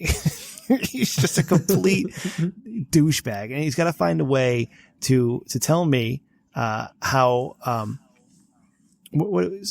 much better he is at things than I am without like actually saying it. But that's not even what was bothering me. Is that his attitude toward the kids while we're there? It's like it's all about himself. I was like, wait a second, Lamar, what are you doing? You need to be here for the kids. You're not just like showboating and showing off your muscles and gallivanting up and down and talking to the lady teachers. I mean, you're a married man, and you just told me that your wife doesn't have sex with you anymore. I don't know why you told me that, but maybe she would if you paid more attention to your wife. I don't know. Maybe that's just me. Anyways, my story doesn't do this guy justice, and I apologize because it was a week ago now. And but I'm nominating Lamar for Dick of the Week. Yeah, that's a good one. I feel like I try and avoid that. I feel like that's where I could naturally go because it's always easy to like talk about yourself and your experiences. And then I don't know. I'm like, I don't want to hijack every conversation. Yes. Strangers aren't interested in my nonsense. Yeah. I'm not interested in a stranger's nonsense. When I ask somebody, how are you? I don't want a real answer unless, it's you or one of my friends. I'm just being polite. How are you? The response should be, I'm fine, thanks. How are you? Boom, done. Interaction over. We're moving on. One day, several years ago, I was out in the snow. I was working. It was late. It was the end of my day, and it was my last customer. And the gentleman was there, and and he said to me, "Hey, how you doing?" And I'm like, "You know what? I'm doing pretty good. How are you?" And he said, "Well, I just buried my mother today." What? What? Why would you do this to me? I don't know you. I don't know who you are. I don't know your mother. Why are you attacking me with your emotions? Leave me alone. Your answer should have been, I'm fine, thanks. I don't want to know about your mother. I don't know you. I'm not going to stand here and offer you sympathy or empathy or anything because now I'm uncomfortable. Now I'm very uncomfortable, and maybe your mother died because she was so ashamed of what a loser you were. Well, he's putting you in a really shitty spot because if you're like, oh, sucks, see ya, and you just walk away, then like what? You're contributing to his sadness? Like all of a sudden you're the asshole? What do you say? So what else do you do? You can't stand there and talk to him for you can't fix his problems. No. So yeah, it's like what are you supposed to do? You're like, thanks, I appreciate you sharing this with me. Yeah, thanks for ruining my day, asshole. Like it was like 20 degrees. I want to go back. I want to go home. And this guy is like, oh, I just buried my mother. Oh, sorry to hear that. Here's your mail. Have a good one. I'm going to retroactively nominate that guy for Dick of the Week. Yeah, hopefully there's a will in this letter that gives you some good news or something. Yeah, Jesus. That's about all you can say. Right? My God. Here's a tip of advice. Oh, wait.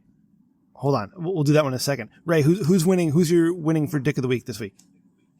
Oh, I also have to nominate again Svensson every week. Svensson, you're still the perpetual Dick of the Week because, as I've said every week, I've still not seen any proof, not a shred of evidence, cleansing your name from the blocking of Randy on Twitter. Svensson, so as soon as I see some proof, you're cleared from this. You need to get onto Randy's profile and then screenshot it that it says follows and not blocked and all that nonsense, so we have proof, and then tweet that to us, and then you can get off this list, right?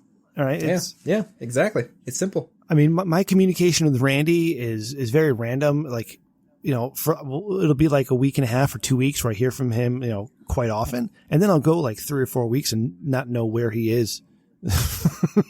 I haven't heard from him for a while. Yeah. I was hoping to try and do a couple things with him too. But yeah, so if you're listening, Randy, hit me up. Oh, you should. We might need some best ofs later this year. Oh yeah. If you're still around, if Rich Dickman doesn't fire you. All right. Priory Society will be on there. That's for sure.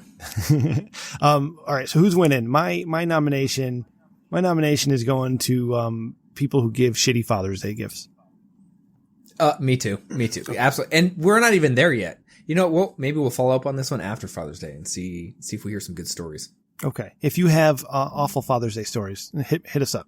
RichDickmanShow@gmail.com or call the Dickman line 860-3164-776.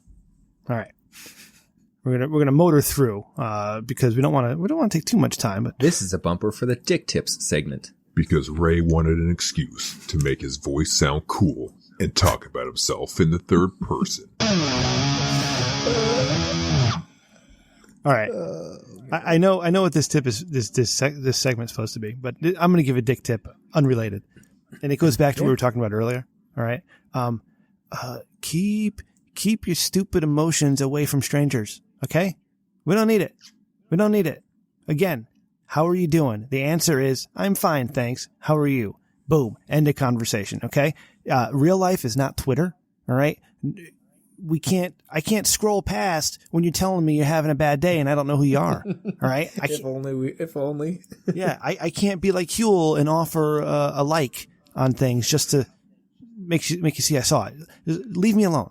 Okay. It's that simple. Don't attack people because you're feeling bad. Seek friends, family, or professionals, not strangers. Okay. Not the people you meet in the mall or the guy at the counter just trying to bag your groceries. Let him do his job.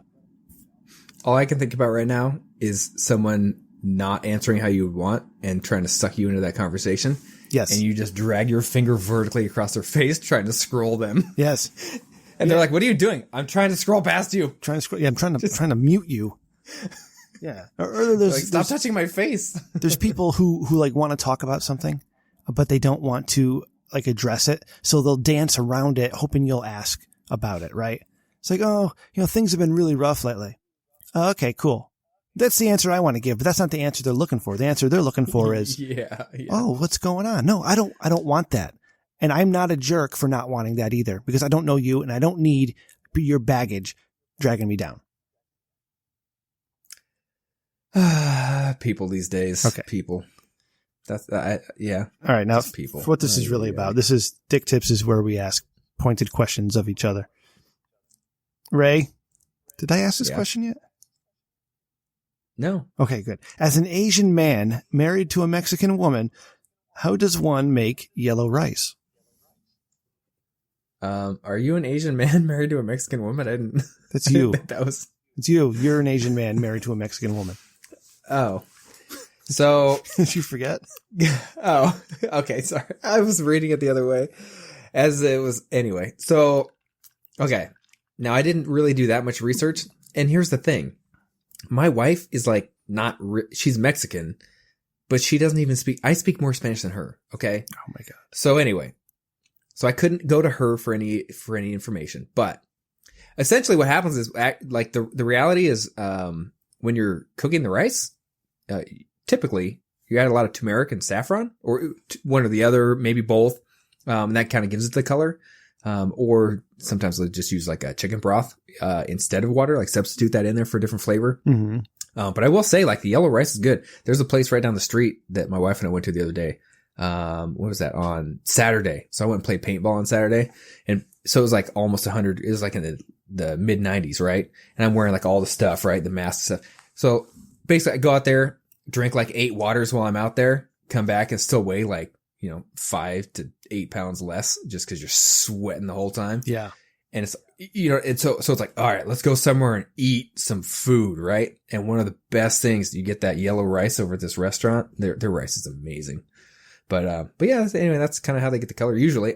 We might have to have some of the authentic Mexican guys weigh in because they would know better than me, but that's what I've been told.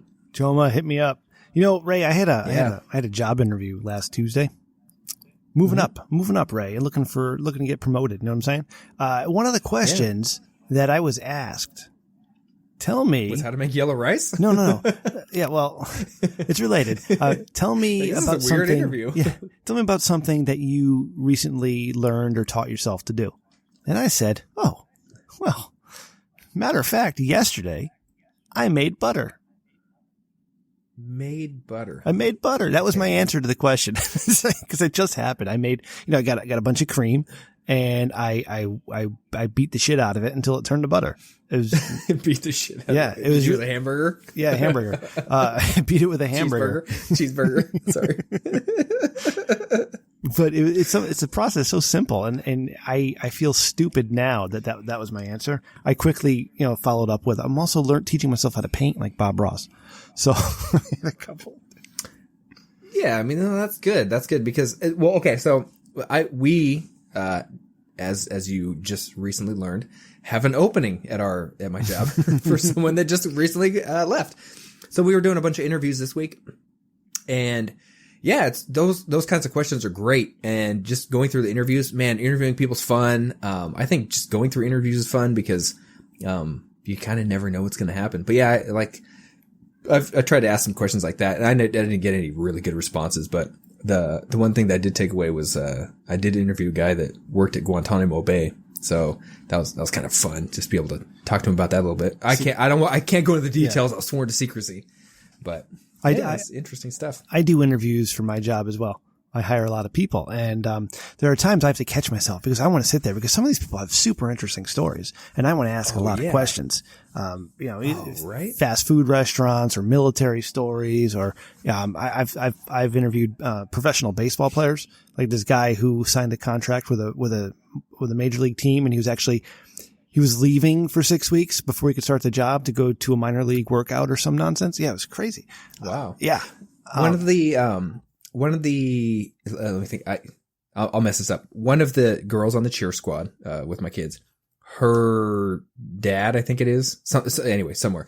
We went over to their house after one of the competitions. This guy used to actually play in the NFL, so I was over there watching football last season with him and just chatting. That was fun, man. But just like when you meet different people, yeah, I don't know, just meeting people and getting to chat with them, especially through interviews where there's a lot. It's like a few minutes.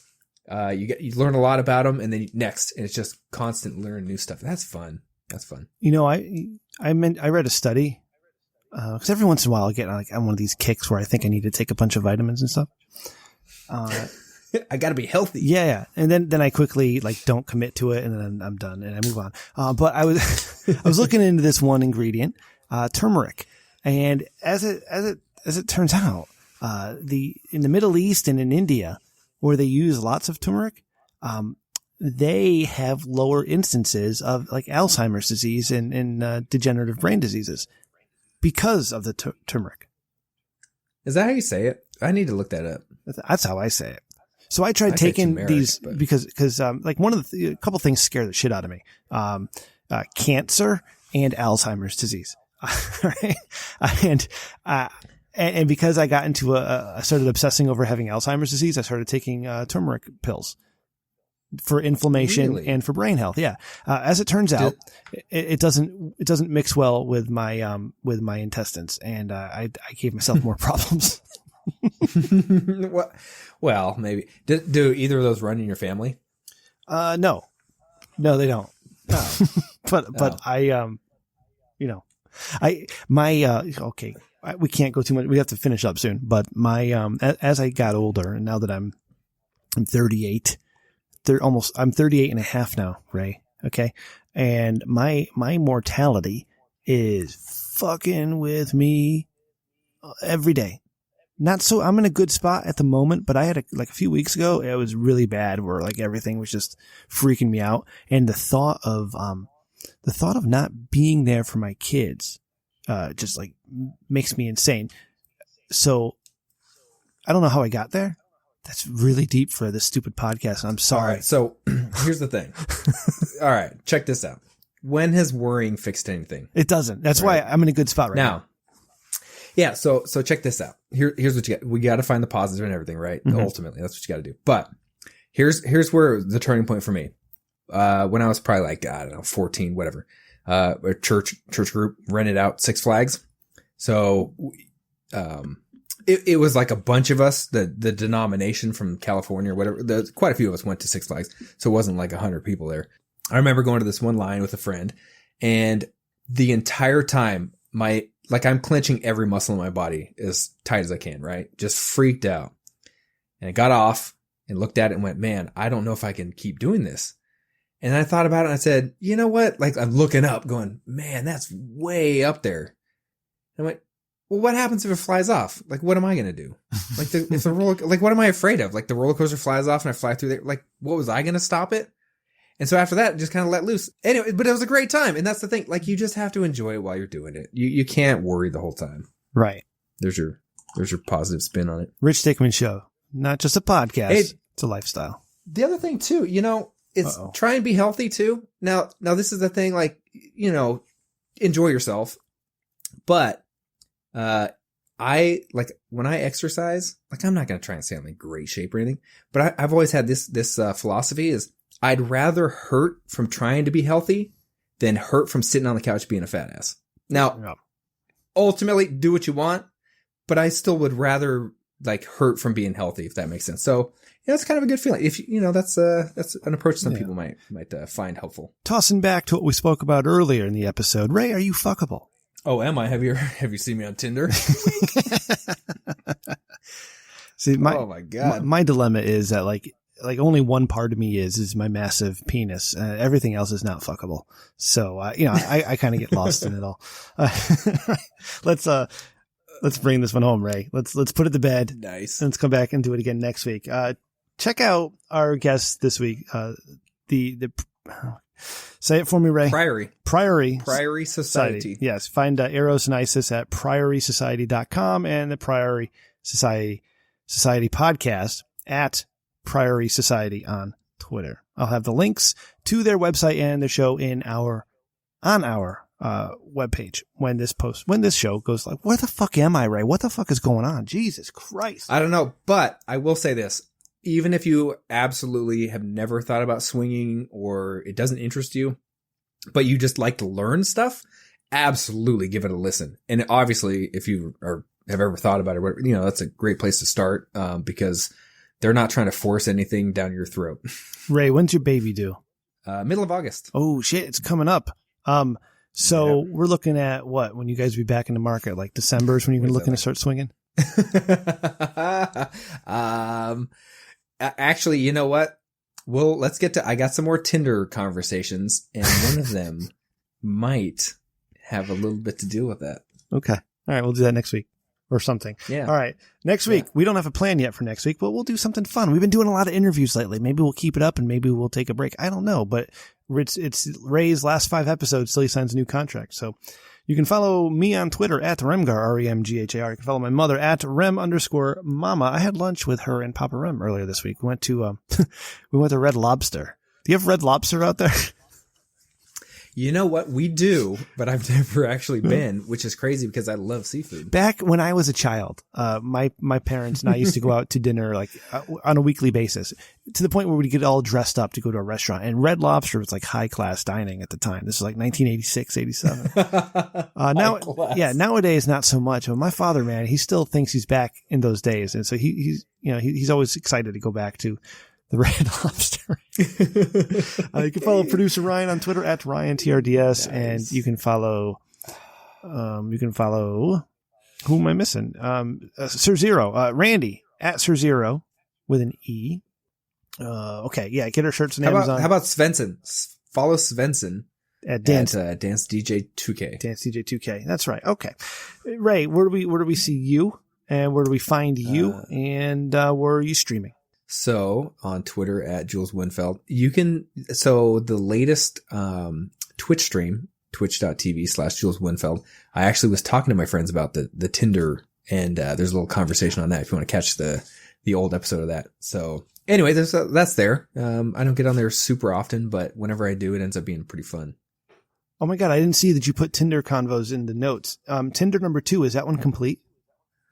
Oh, yeah, all of them. Okay. All the ones that are in here. Yeah, I updated it. We'll do this one really quick as we go out tonight. I'm going to be Zach, you be Brittany, okay? Okay. All right. These are Ray's female pictures on Tinder. Okay. Hi, Brittany. You are super cute. What are you up to today? You spelled my name wrong, silly. But to answer your question, I'm getting some lunch right now before I go to Victoria's Secret with my wife. What about you? Autocorrect. I swear I spelled it correctly. I'm working, but wish I was going to Victoria's Secret with you and your wife. That sounds like an amazing time. Are you and your wife looking for a man or just you? I think just me. I haven't asked her if she's into that kind of mood. What are you doing today? I'm ripping out a yard to replace with new sod. I'm a landscaper.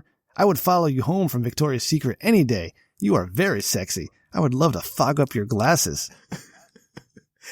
You work weekends? That's very respectable. I think hard work pays off. I have my kids 50% and work the weekends I don't have them. Thank you. I have some strong hands to show for it whenever you need a massage. Massage actually sounds quite nice. I really enjoy them with some calming music. Your wish is my pleasure. And my glasses are anti-fog, so it might take a lot of effort to make them foggy. Bring on the challenge. What's your proposition? I propose that you have me over for the most amazing massage with as many happy endings as you can handle. Oh, God. I will say, this was actually when I was at my parents' church for their Greek festival. And literally, my wife and I, she was, before we went to this Greek festival, she was like, oh, hey, I think I have a coupon to go to Victoria's Secret. So I was like, oh, okay. Well, yeah, after this, we're right next to the mall, so maybe we can go. So this was literally me just telling people the truth of like what I was doing, getting lunch and about to go to Victoria's Secret with my wife. So it's like literally just me just like telling them what I'm actually doing, which to me, that made it even more hysterical because at no point was I trying to lead somebody on. Anyway, that's why it was so funny to me. Oh boy, what's my favorite line here? What he says, I would love to fog up that's your it. glasses. I would love to fog up your glasses.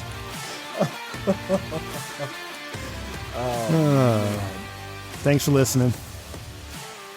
Good night. For real. That's what I actually have quite a few of them where I play it straight. Like I don't try and lead them on at all. And that's how I kind of started with most of them. And that's what made it really funny to me is literally giving them nothing to work with. I mean, Victoria's Secret sounds sexy, but like my wife and I were like, oh, we have a coupon, we can go over and see it. Like she's pregnant. We're not going in there to like buy lingerie.